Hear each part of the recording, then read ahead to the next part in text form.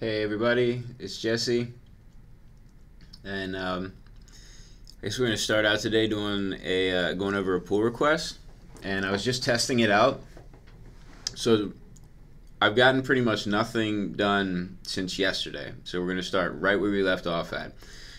So yesterday after I ended, I just answered some emails, talked with my boss a little bit, and then left. This morning, I've been in meetings all day, so we actually have been interviewing someone for a web developer position. So we did an interview, like a panel interview, and then I just got back from doing a technical interview. It was kind of cool because we actually used some free code camp challenges for the technical interview.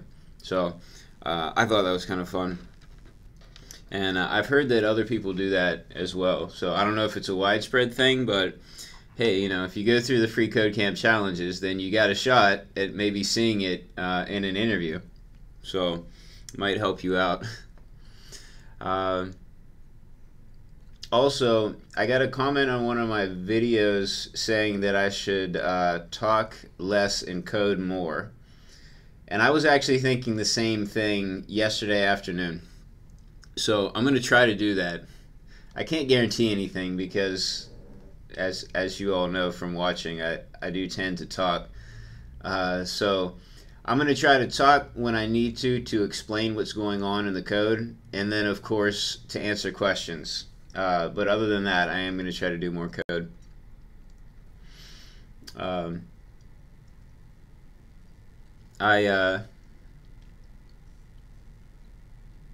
Let's see, what was I going to say? Oh, okay. I do some silent streams on my own channel occasionally, so if you really would rather just see the code and not worry about my commentary on the code, check out those streams. I don't really schedule them too far in advance. I just kind of do it whenever I have some time here and there throughout the day. So the best way to hear about them, I usually tweet about them. So if you follow me on Twitter, you'll probably see the tweet, or if you subscribe to my channel, you'll get an alert. But those are just, like I said, I don't schedule them. It'll just happen, and I'll do it until, usually for like an hour or so, until something comes up at work and I can't do it anymore. Alright, so I'm going to say hi to everyone in the live chat, and I have some questions already. Question, have you ever had a female boss? Yeah, I have. So my immediate supervisor is a male, and then the director of my department and the executive director of my department are both women, and I've worked for women before, so not really a big deal to me.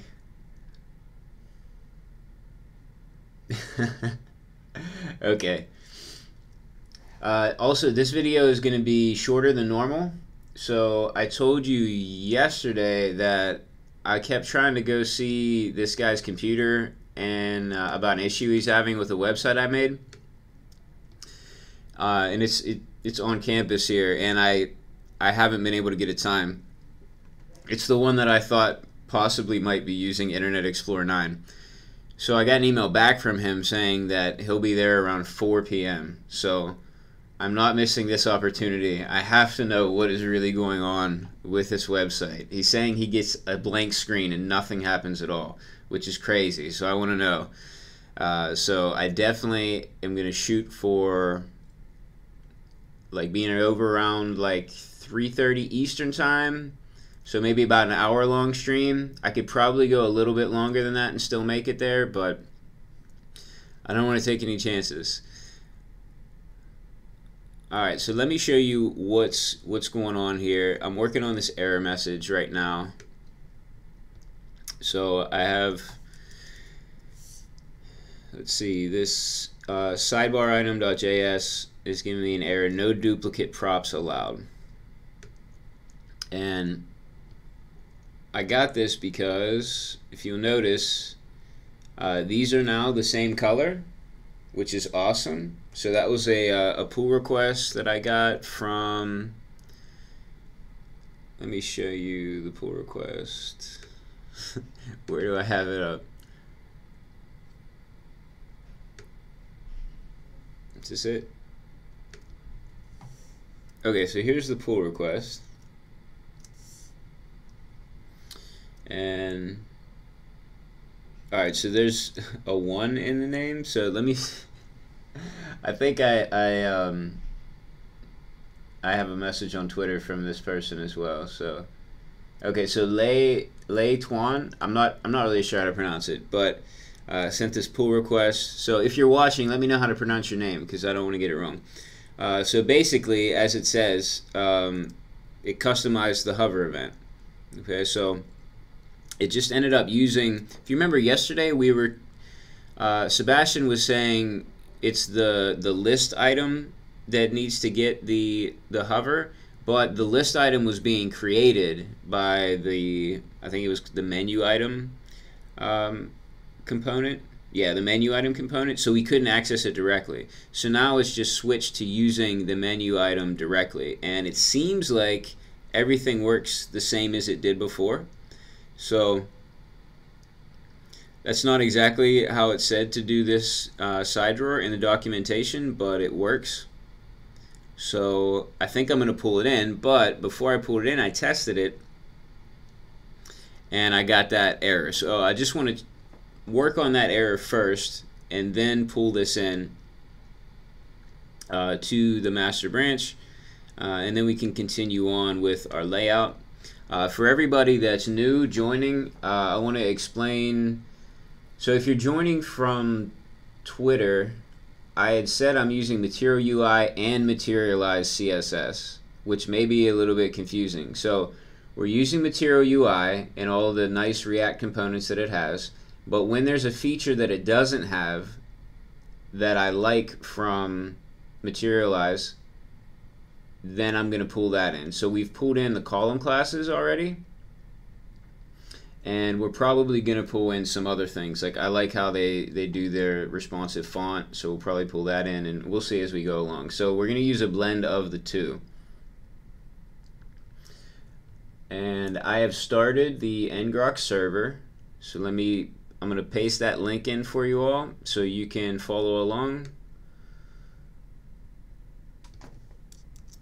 And in case you can't see the live chat right now, for some reason, here is the link. This one here. I mean, this one would work too, I guess, but this one's HTTPS, which is better, so I guess, so why not?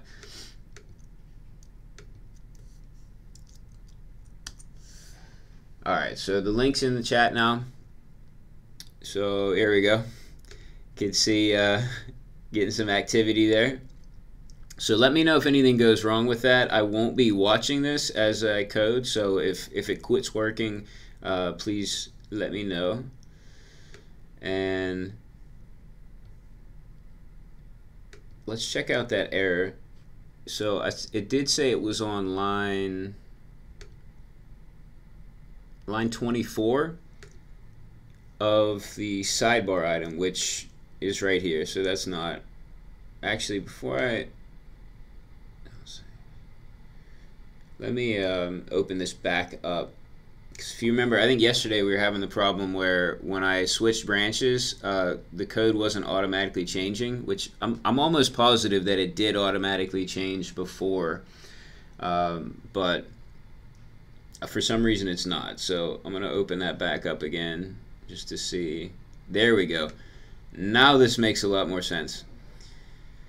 Okay, so on line 24 we have this hover color. Okay, so we see the hover colors here is red and the hover color down here is a different color. So let's take out this hover color, and that should fix the error, because you know that makes sense. You shouldn't have two props that have the same name, because that's confusing. Alright, cool. Error is fixed. There we go. We still have these errors, which I don't... Where are these errors coming from? It's weird. I get these errors all the time in production, or in development, but not in production. So, not worried about them right now. So now that that works, let's commit that and then merge this branch into the master branch. So I am going to explain every time I do something on Git or in the command line. I'm going to explain that for everyone who's not familiar with it. So for those of you who are familiar with it, if it's kind of annoying that I keep explaining this and you all know that, I'm sorry, but I'm gonna keep doing it because I think it's better to explain it for the people that don't know it than to not, because otherwise they'll be really lost. So we're going to do git status just to double check that we've only changed the component that we meant to change, and we have in fact only changed that component. And then we're going to git commit am, and that the A means we're going to add everything, and we're going to include the message right in our command. So it'll say remove duplicate props. Alright, awesome. And I'm going to merge this now.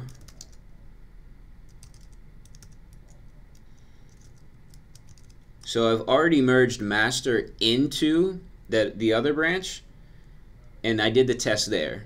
So maybe there's a better way to do it, but I like to do it like that, because that way if there's some weird errors and it breaks a lot of stuff when I merge it, it's only broken that one branch and I haven't messed up master.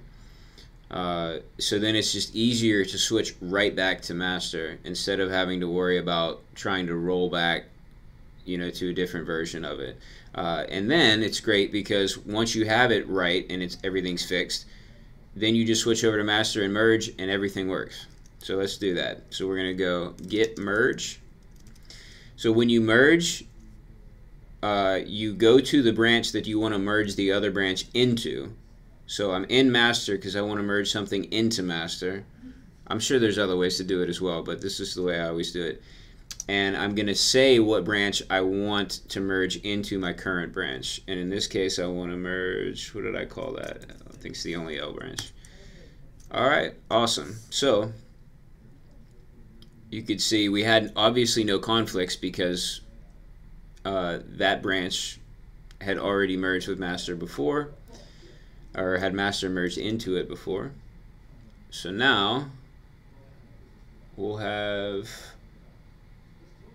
double check, make sure everything's working. Yes, it is working. And I'm going to push this. So we'll see. If you've never seen how a pull request works, basically you can see the merge completed right there, pretty much real time. If I go git push origin master to push it out to GitHub, now it's pushed there, and I can't remember if it refreshes automatically or if I have to refresh the page. I can't remember. Let me try a page refresh. Basically what should happen is it should say merged. Yep, there we go. It says merged. So I guess you have, I'm not sure if you have to wait for the refresh. For some reason I thought I'd seen it just happen automatically before, but maybe I didn't see that. Maybe I don't know what I'm talking about. Alright, so that's another pull request, so thank you. We've got a lot of pull requests for this project so far, a lot of really good ones, so I really appreciate that. And let me just throw up on the screen really quick the contributors so far. So here we go, here's our contributors. So thank you to everyone who has contributed. And actually, yeah, that's everybody. Okay.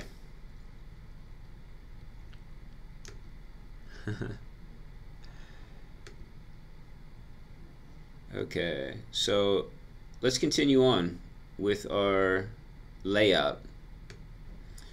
So I think I've decided the way I want to do this is just run through and get the base layout for every page, and then I'll go in and work on just the details. Yeah, I think it would be easier. That way I'll get an idea for when we reuse things. So when I go to handle changing the styles to make it work, I'll have a better idea of, if I change a style globally, how it will affect another page. And then otherwise, if I go page by page, I might decide to change style globally and then later on have to, edit it.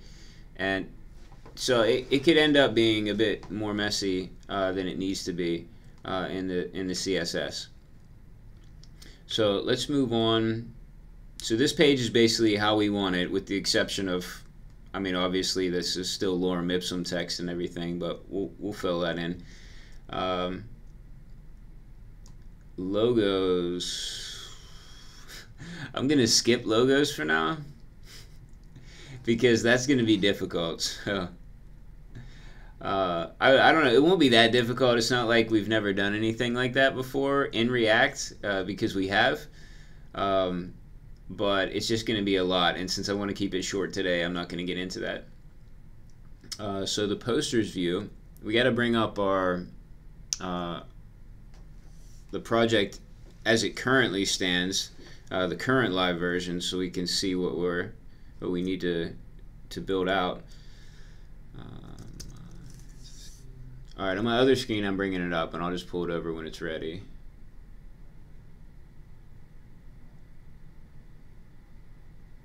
Oh, also I am broadcasting on Instagram, so it looks like I got some people watching, including my wife, so hey, thanks for watching.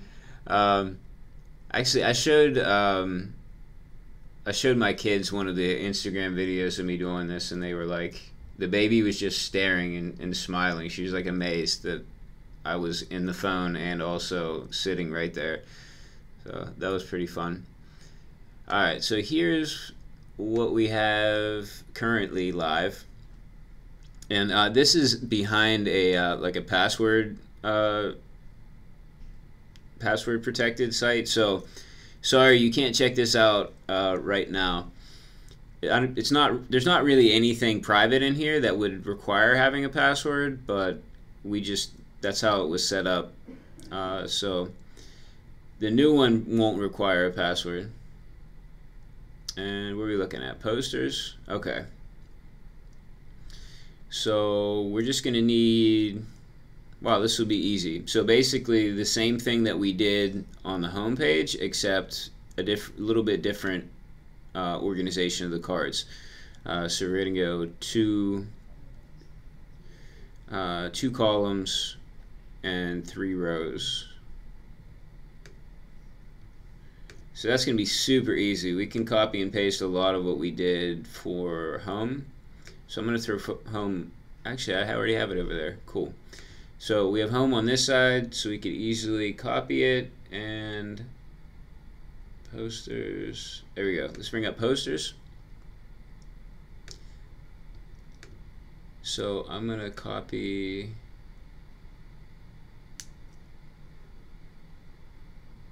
all of this.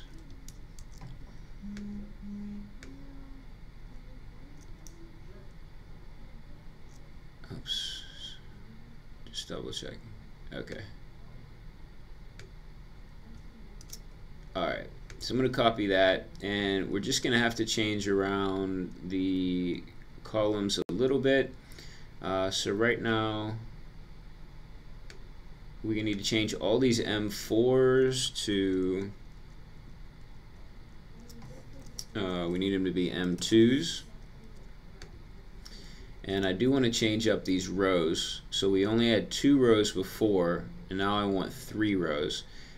So I'm going to copy this, and we need 1, 2, and then after this second column, we're going to put in this row. We also need to close out the first row. So we're going to put a closing div tag. Alright, so now we've started our row. We don't have to close that because we're using the closing div that was in the other one. So we can just delete this row, right? 1, 2. Actually, we might have to add another one. Let me keep this straight in my head. So we have 1, 2 in the first row, and that is properly closed. Good. Row 2, 1. Let's get rid of that. Yeah. Okay, row 2, 1, 2, and close it out. And then finally one more row, and that one is already closed out. So this should work. Let's save it, and no error, syntax error. Okay, what did we do?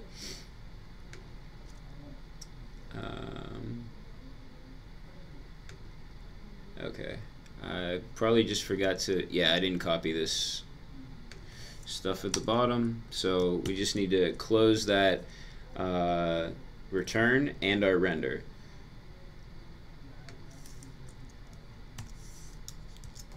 Now it should work.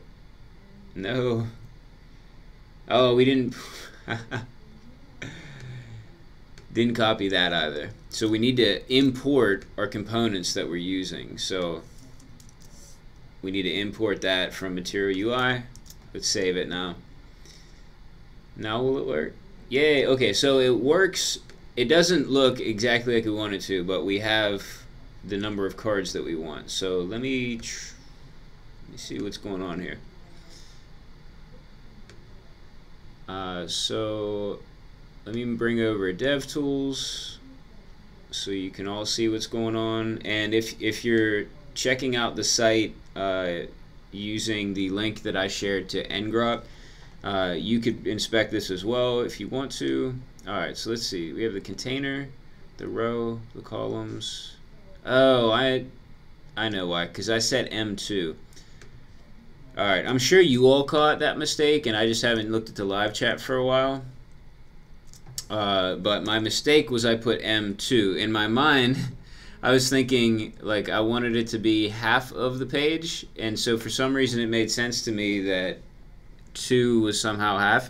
But really, the way it works is that you need to specify the number of columns you want it to take up out of 12 columns. So 12 would be full width, so I need to do 6. These are the materialized column classes. So that should work now. There we go. Now we have what we wanted. And alright, so that's it. So we're good. This page layout is fine. Like I said, I'm not going to worry about this. We can already see having some sort of padding up here is going to be necessary probably for every page. So that's why I wasn't really worried about doing it at first until we get everything laid out, and then I could see, like, okay, well, what element is going to be the best to put that padding on that'll apply everywhere we need it. And if there's somewhere where we don't need it, then we want to make sure it won't apply there. So let's move on. Posters, letterhead. Let's see. Actually, I just remembered I have my Pomodoro timer, and I keep forgetting to use it. So I'm going to put that on there. I don't think I mentioned this yesterday or the day before, but somebody made a Pomodoro timer in Java, like a desktop Pomodoro timer, and sent it to me to try out. So I haven't gotten a chance to try it out yet, but maybe I'll try it out. And I think I want to try it out on my laptop and not on my work computer because, well, like the IT department gets a little bit upset about downloading things. So not that I suspect anything from this app or the guy that sent me the app, but just so that I don't possibly get in trouble, I'm going to try it out on my laptop, see how it is, and maybe then install it here and show you all. But let's check out what the letterhead view is supposed to look like.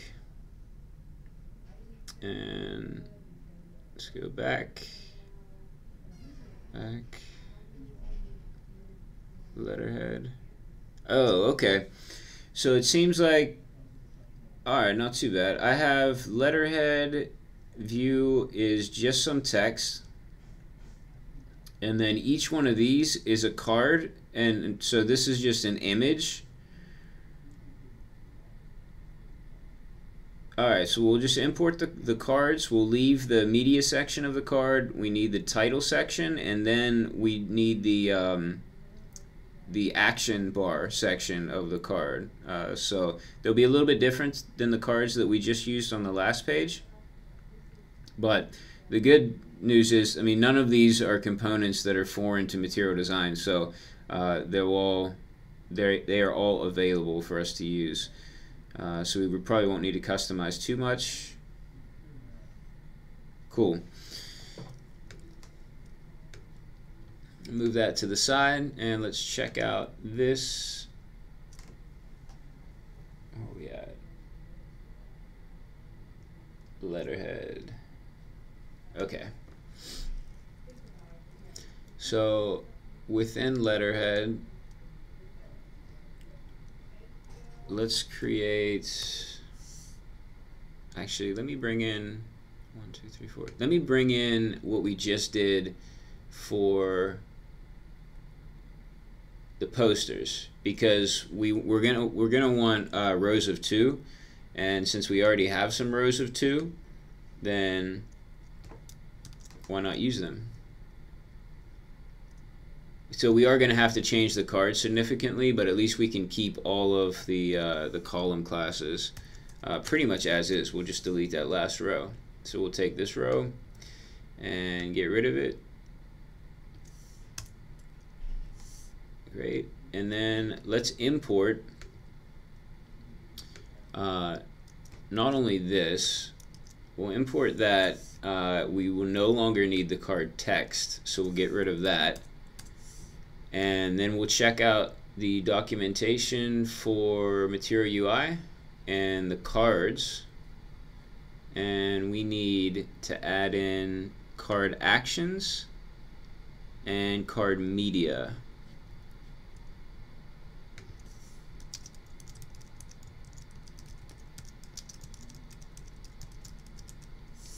Card media, and then we're going to take out card text. We don't need that. Or actually, let's do this.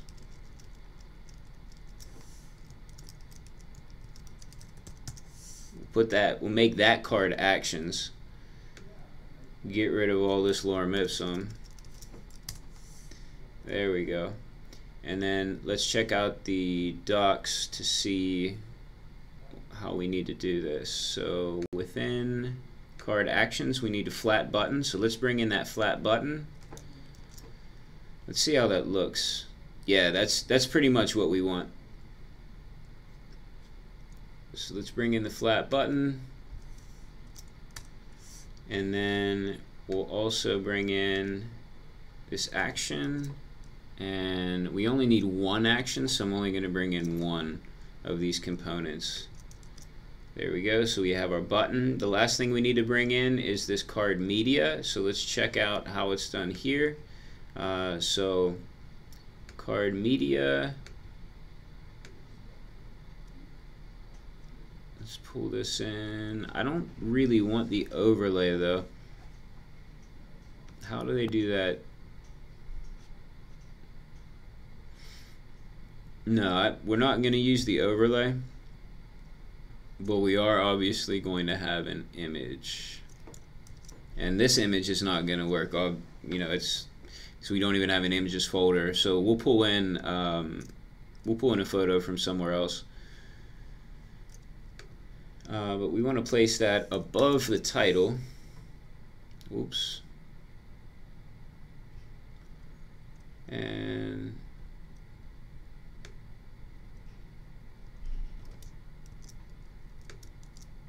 I should have been doing this all along. There we go. Paste that in, and I'll copy this as soon as I remove this stuff. So I don't want. Oh, that's interesting. Just want to show you all this because it's interesting. So the props, the overlay prop, we're actually passing in a React component, which is cool. I don't think I've ever done that before. So we're actually passing in another component with its own props as the props for the card media. I didn't know you could do that. That's really cool. Okay, so let's bring this up, and our image. All right, let's see. What did we try to use before that didn't work? It was the Bill Murray stock photos didn't work, right? I think it was a cores issue, so we're not going to be able to use that, unfortunately. I'd love to be able to use Bill Murray, so I think I'm just going to use Unsplash. So we can go to Unsplash, and I'm going to check the proper dimensions here for that image. So what dimensions are we using? 509 by 659. Is that really what dimensions I used? 509. I mean, I'm sure it's obviously responsive, so it's going to get bigger or smaller, but 600 by 766 was the original. Like, I had to have gotten an image like pre-made like that, because I don't see how I would have made an image like that. 600 by 776. Okay. Yeah. So let's get an image that's 600 by 776. So I want to get a random image, because that's fun. And then you don't get as bored looking at it. And let's pop that in here. And I can never remember which one's width and which one's height for this. Alright, so this is a 2 by 3, so that must mean 2 is the height and 300 is width. Alright, so the height was, now I can't remember, 600 by 776. Okay, so let's do 600. Alright, let's try that. Let's see how this works. Oops, where are we at? Oh no, it looks like I did some bad copy and pasting there. Let's check out what the problem is.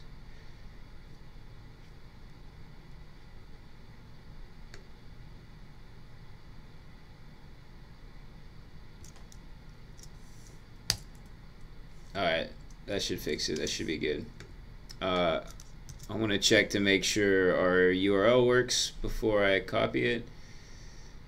Looks like it didn't. What's the problem?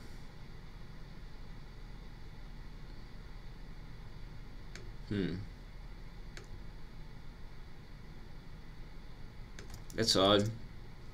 I'm not even, there we go. Cool. It just took a little while to come in. Alright, so now that we know that works, we're going to copy this as well.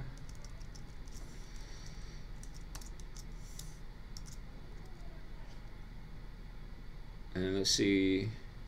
Oh no, it broke.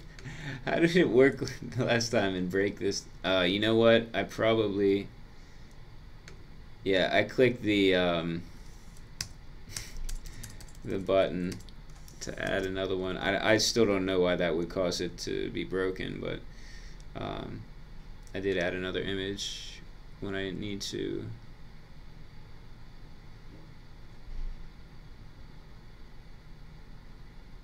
Oh, now I'm getting a cores error?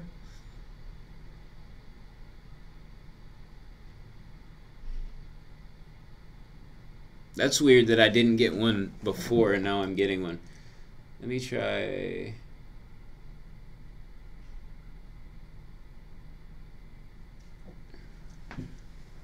Let's see. Can you all see the images over ngrok?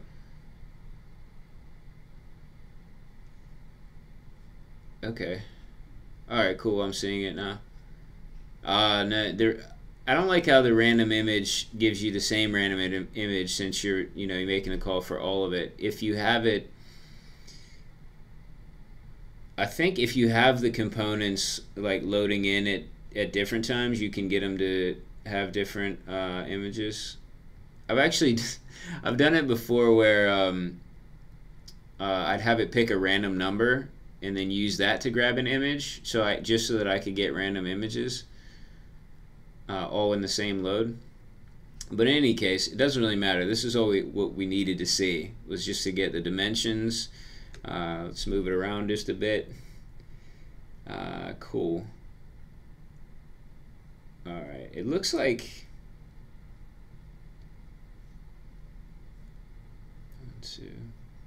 Yeah, I noticed this yesterday. I'm just checking it again. So we definitely have to do something about the padding in here, but it'll be a little tricky because so we have proper padding between rows. This is our row break.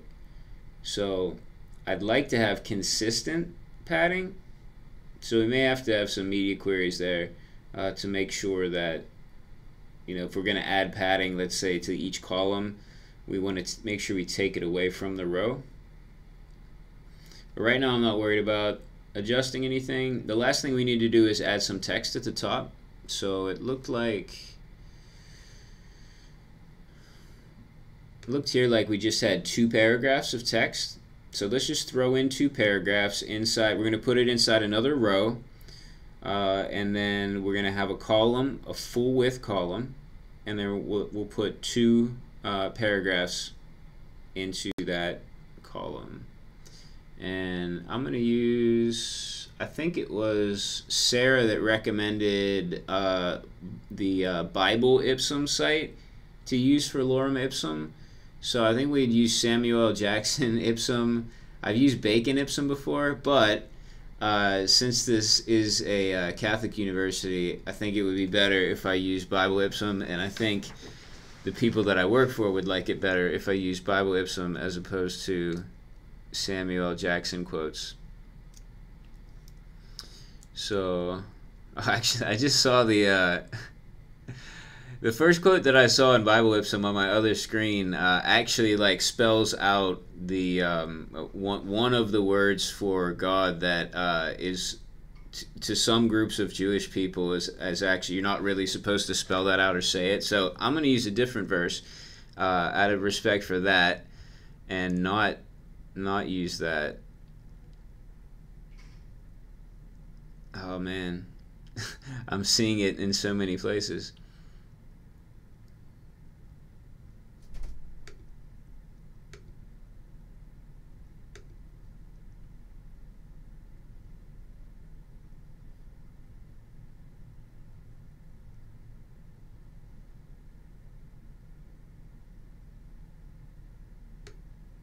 Why is it giving me... This is actually really weird. The Bible Ipsum generator is giving me the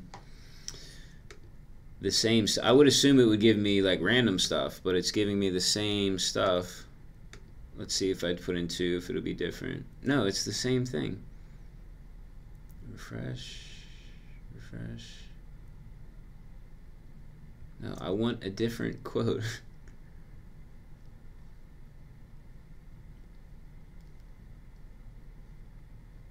Am I missing something? Alright, well, alright, I'll try Bible Ipsum a different day because I don't want to spend a lot of time on that. I mean, you would assume that you would get different Bible quotes, right? I might have to make my own. That sounds like a good side project. I'll make my own, because you're supposed to, what is it? FreeCodeCamp has the random quote generator project, so I'm sure there's some API out there that you can get Bible quotes from, or like scrape a site or something. So let's just add in what we know we need and just generate some Lorem Ipsum. Whoops. We're going to do a div with a class name.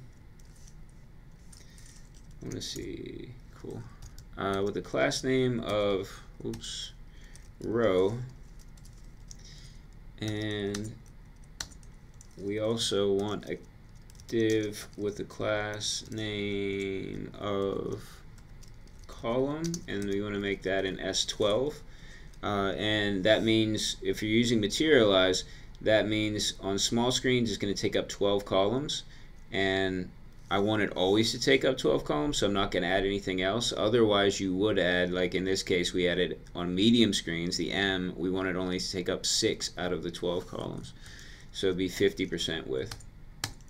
Now we're going to add our P tag, and eventually, like I said before, I'll probably put in the flow text class, but I need to bring that in from Materialize, so I'm not going to look for it right now.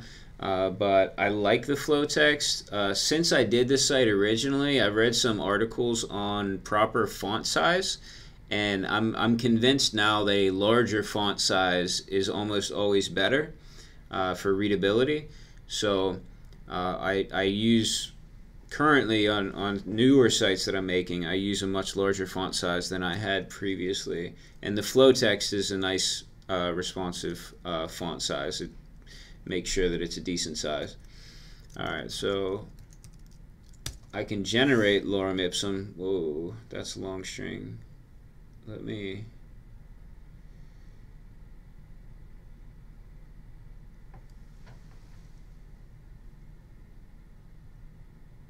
I was hoping there'd be some setting that I could get to really easily to wrap that. I might have to actually go into the preferences.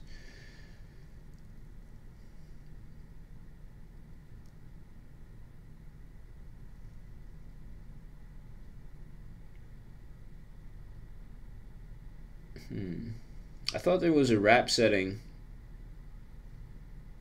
Am I missing it?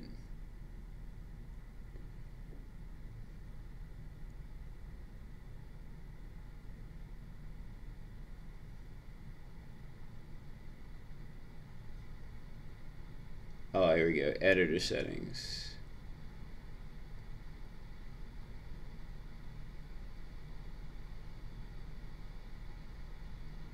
There we go.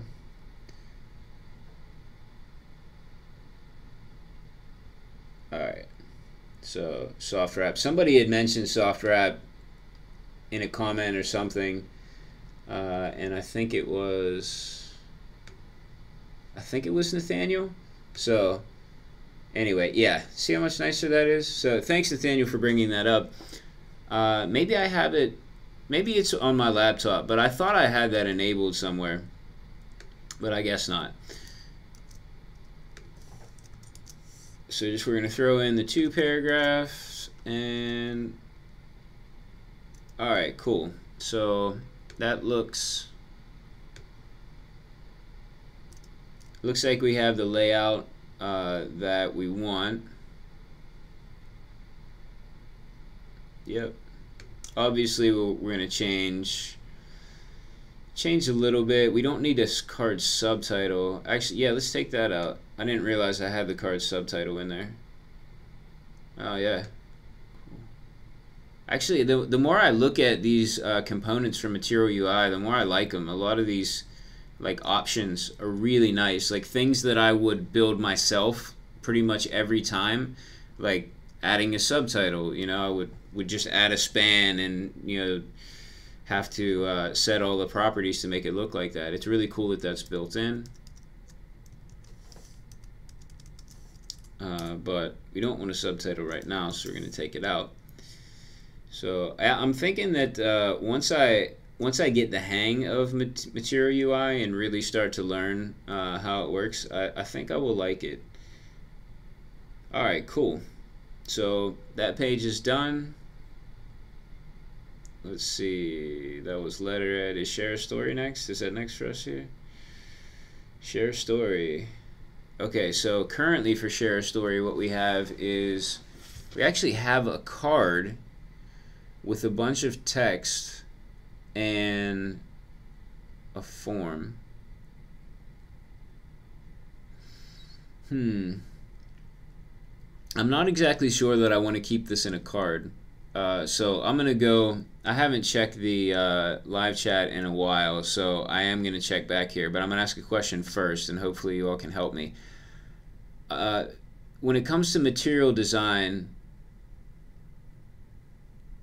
generally you don't use cards in this way, right? You would, if you have pieces of content, you know, that are going to be separate, and like it's okay to put those in cards, but usually, like in this case, I'm essentially using the card as a container for everything that's on this page, with the exception of the header. So I don't really think this is the proper way to use it. I think it may be better in this case to simply put this right on the screen, kind of the paper in the background. So I don't know. What do you all think? We could try to put this on the screen over here and see how it looks. We'll have to bring in. We haven't worked with any form components yet, so we'll have to bring that in. So I think it's worth a try. But let me see. Check the time. Yeah, actually, at this point, I'm going to stop and I'm going to go over to the live chat, and that'll probably be all we get in today.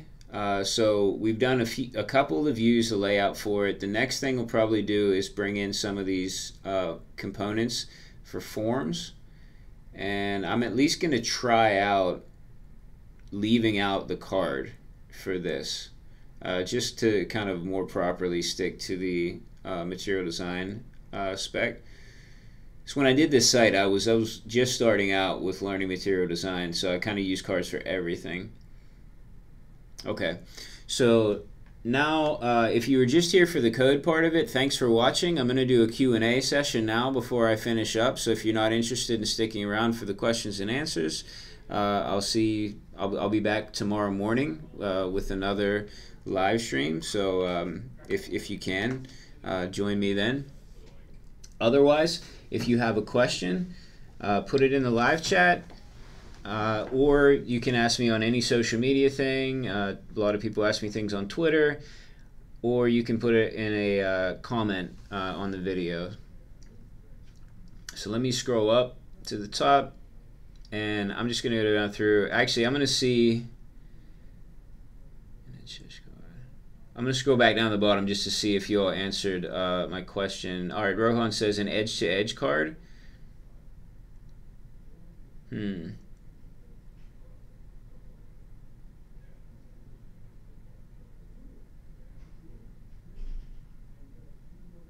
Okay. Alright, John Hansen says that suggests a story card looks too much like a modal, and so its function looks like a person would maybe want to dismiss it. So yes, reason. Okay, cool. I didn't think about that, but now that you said it, it does kind of look like it could be a modal. Cool. Okay. Cabian says, I think with a big enough font and responsive container, it would look just fine on the paper on the back. If you're not sure what we're talking about, like when I say paper, in material design language, this background, so behind the card, is the paper, right? And certain things sit normally on the paper, and this is what I didn't know when I made this site.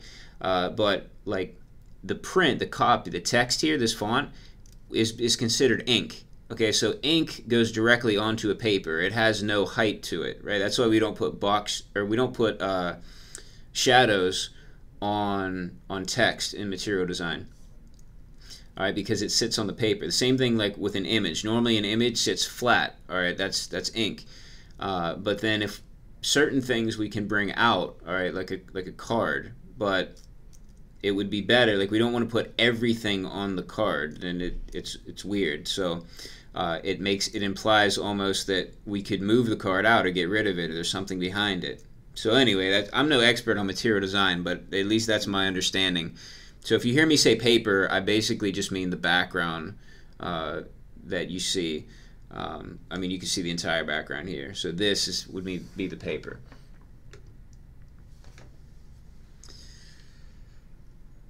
Okay, and Rohan says it feels like the description text is too large. So are you talking about this text? I'm not sure, but anyway, yeah, this text that I have at the top of these pages might entirely go away. It might end up. think I'd rather go with a really small header and then move these as to be like titles to each page. So down here, we'll see. I want to see how it looks. Kind of mess around with it. Okay, so thanks for your feedback. That was good feedback. Definitely agree with it. So now I'm going to go to the top and try to answer some questions. And let's see. Also, I do have people watching on the Instagram stream. So if you're watching on Instagram and you're not sure what's going on, I just was doing some live coding on the freeCodeCamp YouTube channel. If you do have a question, you can go join the live chat on there, or you could put it in Instagram and I'll answer it from there as well.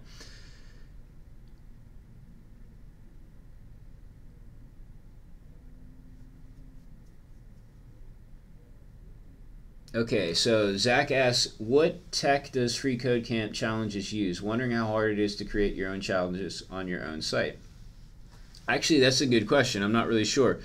But there was an article on Medium that I just read earlier today about a company that actually created their own version of freeCodeCamp so that they could host code challenges and have it be a little bit more fair. Because on freeCodeCamp, basically you could look up all the answers. They're available. So they totally like cloned it all, and it's on GitHub. I wish I still had the article open. I closed it out, and I had the GitHub repo open right before, and I just closed it out. So I don't have the link ready for you, but if you check it out, the article was something like they introduced, I think it was was it Singapore? I can't remember for sure, but they had introduced freeCodeCamp to like thousands of people during the Google I/O event that they had over there. I think it's in the freeCodeCamp Medium page, so if you just scroll through there, it should be near the top. But anyway, that'll give you an idea because you can check out their repo and see what they did. But I don't know offhand. I was not involved. I guess you could just check out the freeCodeCamp repo too. I don't know what I was thinking.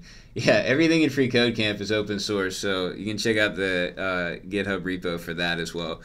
But I was not involved at all in the making of any of the freeCodeCamp challenges. So I haven't even submitted any pull requests to help out with that. So it would be cool to do so. I've just been, as you all know, pretty busy with the work that I'm doing right now.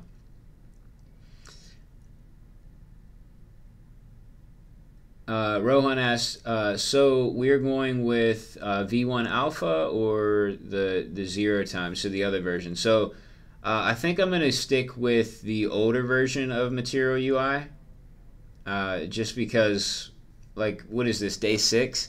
I had hoped to be farther along by day 6, and I spent a lot more time just trying to figure out what version we're going to use and then trying to get the beta version to work. So I don't want to deal with that anymore. I think the other version it's way more stable. It's been used by more people. There's a much higher chance of me being able to find answers to issues that I have, and I don't really have that with the beta version. So it'd be really cool to use the beta version in the future, but I don't think I'm going to be able to do it for this project. So all the effort that's put into making the beta version work by you all, by your pull requests, is not going to go to waste, because I really do want to try to use it on a future project. So when that happens, I'll go back and pull out a lot of the stuff that was done on that beta branch that we have for this project now. So that will be helpful in the future, but I just want to kind of let it mature a little bit before I use it.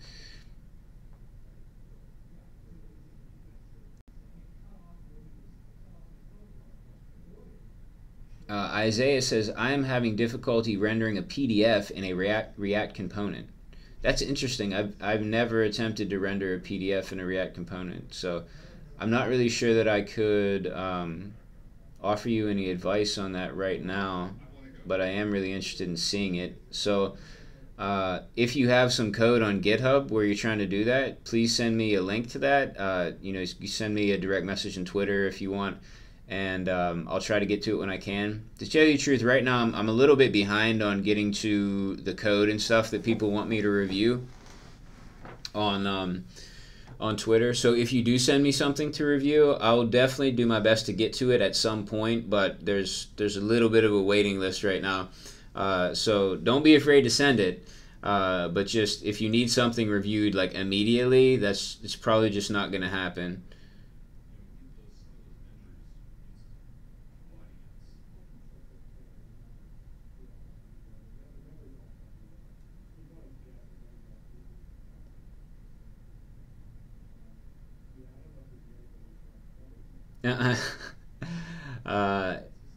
And the person in the chat with the handle LOL says, when I said the stream was going to be short, they said, "Is it because I'm watching the stream you make it shorter?"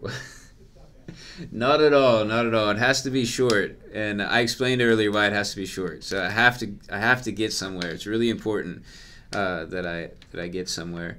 At this point, it's a matter of professional pride that I figure out what is going on, what's going wrong with my the site that I built, and fix it. And I really hope that I can go there and say, no, it's the browser, it wasn't me at all. That would be the best case scenario, because then it wouldn't have been my fault this entire time. But even if it is my fault and there's some bug that I don't know about, that would still be cool, because then at least I'd figure it out and be able to fix it.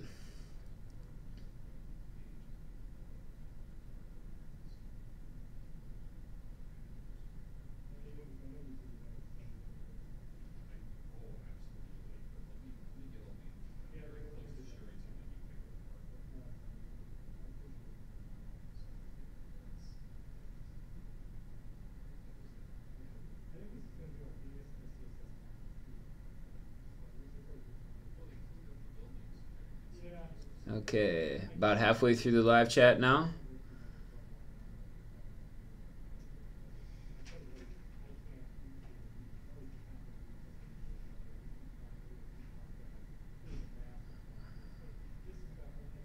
Okay, so I see Sebastian saying some stuff about the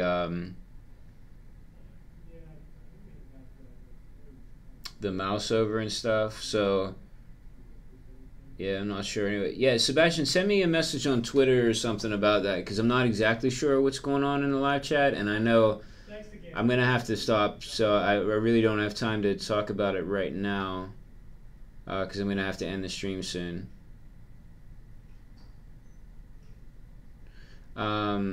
Someone that just has a string, so JHKK says, what is a card tag? Yeah, so it's not a standard tag, right? Yeah, it's not a standard card. It's a React component. It's a custom component. So Sebastian answered that, but in case anyone else was wondering, the HTML, yeah, it has a lot of non-standard tags. So in my editor, these tags are highlighted a different color than the regular tags, so you'll be able to tell, that these are special ones, but they're definitely not your normal tags. They're React components.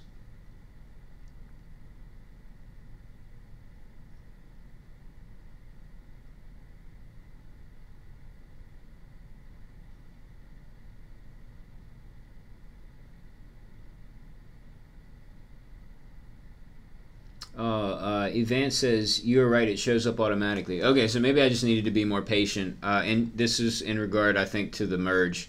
Whenever it displays that your pull request has actually been merged. So I just didn't wait long enough.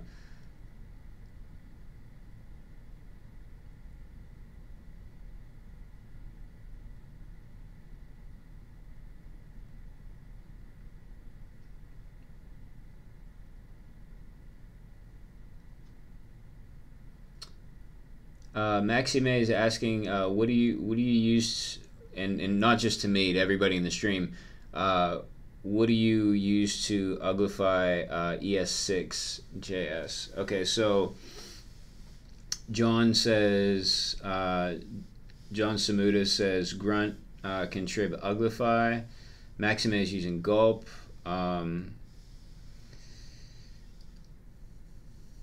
Yeah, there's a gulp uglify. You'd probably want to use Babel first, so I don't know if anybody said that, but yeah, if you want to do ES6, I mean, if you want to keep ES6 and just uglify your ES6 and not transpile it, I'm not really sure what you would want to do. But if you want to transpile ES6 to ES5 for browser compatibility and then uglify it, then maybe that's a step you need to put like in your workflow. Use like, I think there's a gulp babel, so you want to use gulp babel first, transpile it, and then uglify the code that's been transpiled. So hopefully that makes sense. Yeah, otherwise I don't really know. I don't really know. Does Babel have something like that built in? I don't know. I'm not sure, but it would be somewhat convenient, I guess, if it was. All right. So the stream on Instagram just ended. So thanks. If you wanted to see my face today, you missed it now. But the Instagram stream will be available for 24 hours.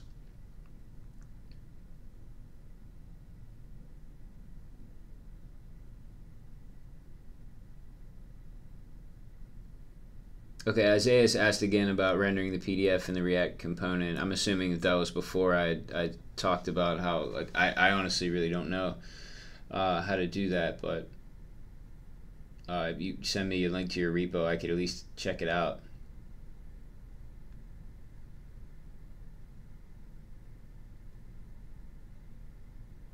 Okay, Maxime said that it was for a Node app, so ES6 was supported, so it didn't really have to worry about transpiling. So, okay.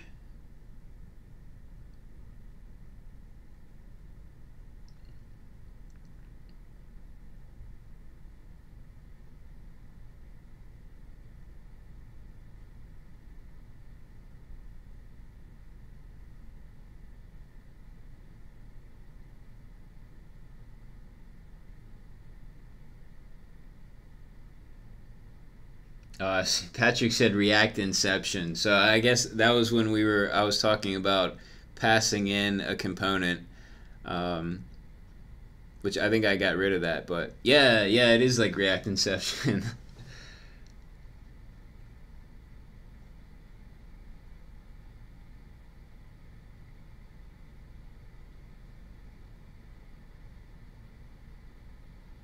All right, Patrick said there's odd shifting happening when toggle and untoggle the sidebar and watch the layout. Let me check this out.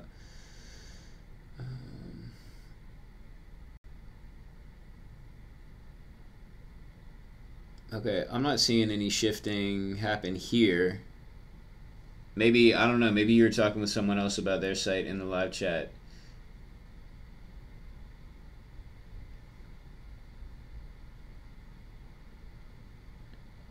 Or possibly it's a different browser, and so I'm not seeing it here.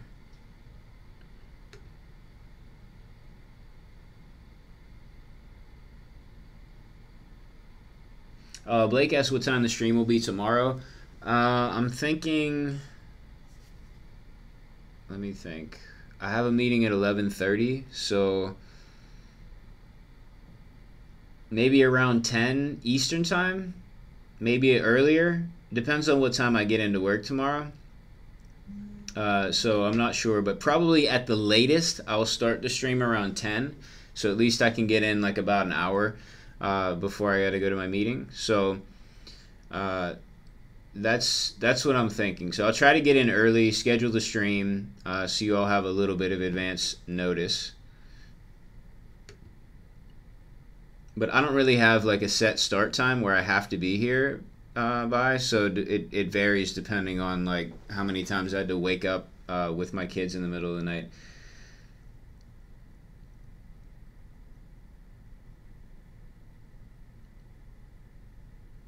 Alexander asked, Jesse, what would you recommend to improve React skills? Just started to use it. I would say if you're like really beginner at React and just starting, check out the official React documentation, their tutorial. Some of it might be kind of too advanced, but you'll get a rough idea of what's going on, and then I would use Codecademy's has like a browser-based course, and that's kind of a nice introduction as well. There's some YouTube videos that would be helpful. So I think Learn Code Academy is the YouTube channel. I think they have some beginning React videos as well that can be kind of helpful. They're a little bit dated though, so just kind of keep that in mind. Like, you'll get a good understanding of what React is, but some of the syntax, there might be better ways to do it now. And then if you're willing to spend some money for a course, so far the Udacity React Nano degree that I'm taking currently has been really good. So I recommend that. Rohan says, we need an update tomorrow. What's the issue? Browser bug? It's a mystery. Yeah, the issue is completely a mystery to me as to why this isn't working. So evidently, from what I can gather, just from a ton of emails and months of trying to figure out what's happening here, is the way it works, it's a passwordless login. So I'm talking about this meeting that I'm about to have in a few minutes, and it's not really a meeting. It's me I'm gonna go check out this person's computer. I built a website that has a passwordless login system. So you enter your email address, and it has to be a franciscan.edu email address. You enter that in, and then it sends you an email with a link. You click the link, and you're logged in, and it saves your login into local storage in your browser. And you stay logged in for a year unless somehow you delete the local storage. When this person clicks the link to log in, it takes him to a blank page. At least that's what I've been told. So I want to go check it out now. The only reason I can think of that's happening is a JavaScript error early on, and so I'm guessing that it's either JavaScript is disabled on his browser for some reason, which you would think someone would know, but I actually went to somebody else's office and checked their computer out because a similar thing was happening, and that was the issue. JavaScript was somehow disabled, and they have no idea how it happened. So it could be that, or the issue could be they're using a really outdated browser. So those are my best guesses right now, but I will definitely fill you in tomorrow on what I find out. All right, Patrick says React PDF component looks simple. Haven't used it, but you might take a look at that. So Isaiah was asking about PDFs and rendering PDFs in React. So that's really cool. I didn't even realize that there was a way to do that. John Samuda says install another browser to test. That's also the problem. So I don't have access to install anything on anyone's computers other than my own. Because all the computers are basically on lock. My computer's not on lockdown because I'm a developer, and that doesn't really make sense to lock my computer down, but everybody else on campus can install anything or update anything on their own without IT.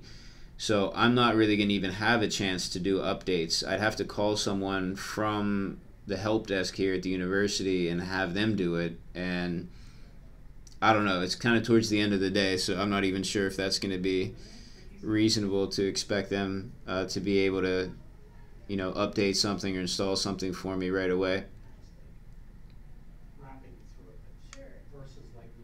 Okay, Umberto says check if it is Internet Explorer, check compatibility mode. So make sure they're not running in compatibility mode. Okay, that's good to know. I will definitely check that if I need to.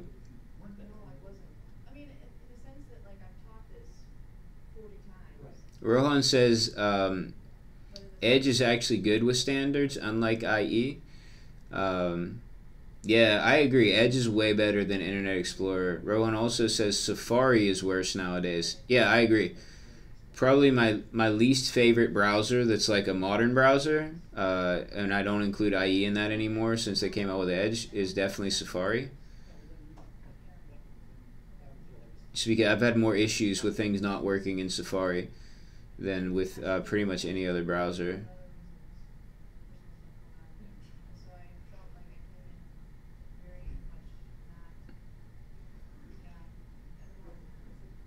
Okay, so Patrick says, I'm not seeing the issue with the layout on a Mac when it's scrolling because the scroll bar doesn't change the width. So I'll have to check that out. I'll use Browser Stack to check it out probably tomorrow. So thanks for that, Patrick. Hopefully that's not going to be like a really big issue. Okay. Alright, I've gotten to the end of the live chat and definitely have to get ready and go now. But thank you all for watching and helping out in the live chat. And thank you for all the contributions and pull requests and everything. I really appreciate that. I'll be back tomorrow, probably around 10 a.m. Eastern time, so different time than normal. But I'll put out a tweet and I'll schedule it, so you should get a notification through YouTube as well if you're subscribed to this channel. So I guess I'll see you soon. I'll see you in the morning, and have a great day.